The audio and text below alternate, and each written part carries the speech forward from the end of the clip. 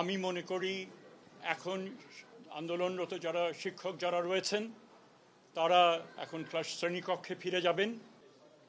যে শিক্ষা মন্ত্রণালয় সব সময় শিক্ষকদের স্বার্থ সমুন্নত রাখতে চেষ্টা করেছে এবং সেই ধারাবাহিকতায় এই বাড়ি ভাড়া সংক্রান্ত যে আমাদের অগ্রগতি সেটা হয়েছে।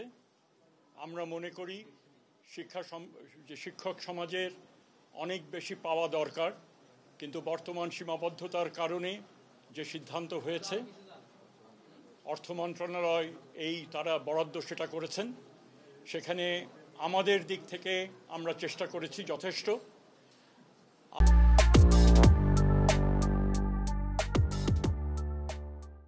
এবং শিক্ষা কার্যক্রম স্কুলগুলোতে শুরু হবে।